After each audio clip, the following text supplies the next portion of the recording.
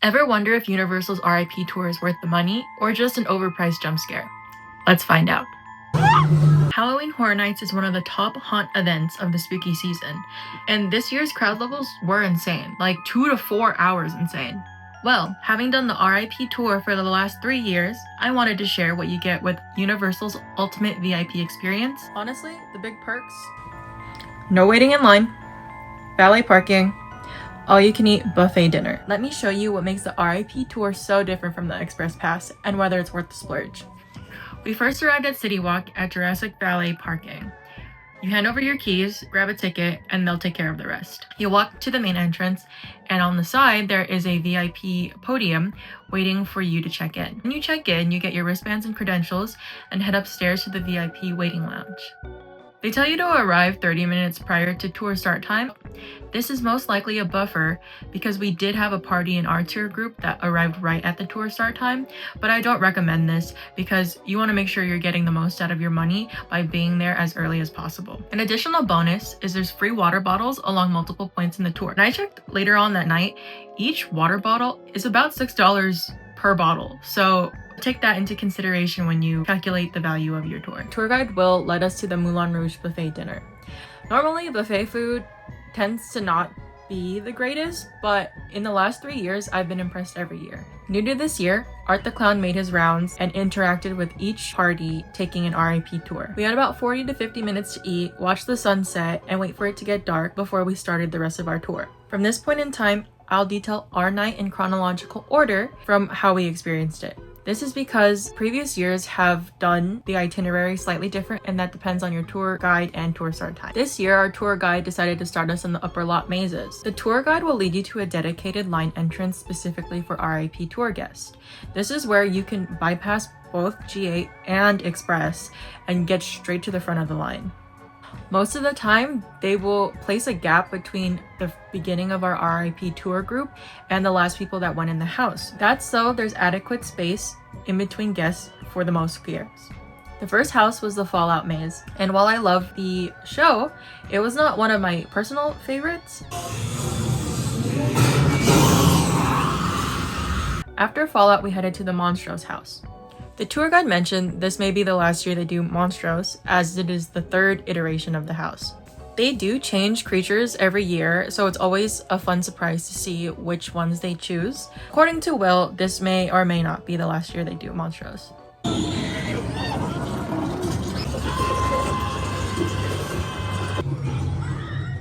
After a quick restroom stop, we were led to the entrance of the Terror tram. Escorted us off to the side where we boarded the VIP trolley trams. It was super cool the first time I went, and they also do have ice chests that contain more free water. These VIP trolleys take us to the lower lots and make it so that we don't have to walk all the way to the H lot. They drove us down to the H-lot mazes, which this year was Terrifier and Poltergeist. And I think that's huge because if you've ever done that walk, you know just how long it takes to walk from Harry Potter to the H-lot mazes. I actually timed it this year and it turned out to be 10 minutes each way. So that is a 20-minute round trip walk. And I don't think anybody wants to be doing that. So if you want to calculate that to the added value of the RIP tour, go ahead.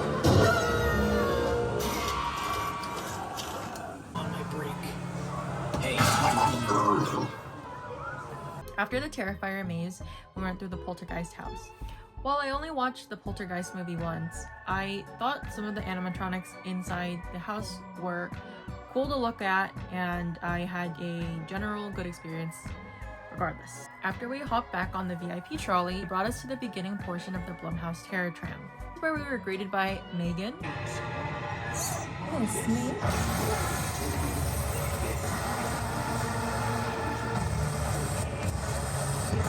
Bitch is back.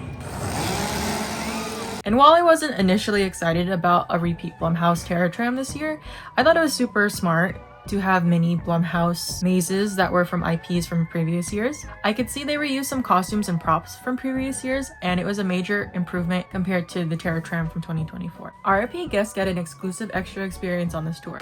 Typically, it's an extra photo op with character actors, which is always a nice extra. This year, they went a step further by adding an interactive element to the photo opportunity. You can see there was an Exorcist photo, a Black Phone photo, and a Megan photo opportunity. Finishing up the Terror Tram, we were allowed to walk through the Jupiter's Claim set, Jordan Peele's Nope.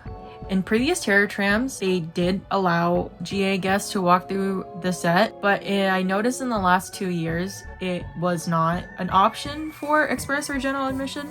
But in the last 3 years I've been doing RIP tour, I've been able to interact with the Jupiter's Claim set, and we were allowed to walk through and take as many pictures as we wanted. Our VIP tour trolley was waiting for us on the other side. Next, they drove us through the back lot in the dark at night, which was a super neat experience, and I mostly don't have footage from this specific experience because it would have just been a black screen for like 2 minutes. Charlie dropped us off right at the entrance of the Scarecrow house in the lower lot. Scarecrow the Reaping is a house with music featured by Slash, which is why Slash was the theme of this year's bar. We entered Scarecrow the Reaping, which I thoroughly enjoyed, and while I don't have that much usable footage, you can attest it to me being spooked half of the time. At this point in the tour, it became house, house, house, house, done. So it was pretty fast-paced toward the end, which I appreciated because it gave us extra time to do things later on in the night. Right after Scarecrow the Reaping, we went immediately to Five Nights at Freddy's, and I think at this point in time the GA wait was about almost 3 hours, so I'd pay money any day to skip that line.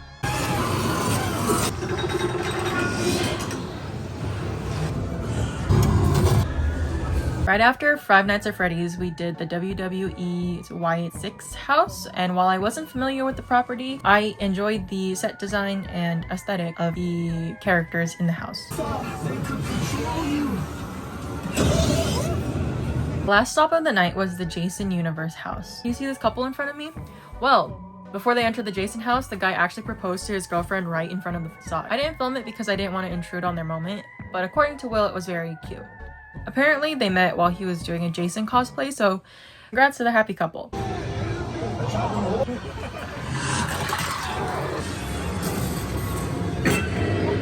At this point in the night, it was 9:30, which left us 4.5 hours to do anything we wanted for the rest of the night. Will gave us some final instructions. He gave us options for the rest of the night, which included watch the Chainsaw Man show that was happening in the upper lot, visit the Purge Dangerous Waters show, which has RIP seating. You could enter Super Nintendo World, which closed at 10 p.m. that night. You could ride any rides using your credentials as Express Pass. You could redo every maze all over again if you want.